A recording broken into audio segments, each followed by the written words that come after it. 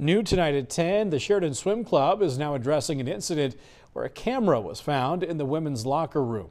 The swim club reported the allegations don't involve any employees, and they claim the suspect used a personal device to take pictures of other club members. In the statement, the club swim board president said in part, this does not involve allegations of any inappropriate conduct or the use of Sheridan cameras located inside the swim club. We do not condone the alleged behavior and are cooperating with law enforcement and the investigation to let this run its course. You can read the full statement right now on WGEM.com.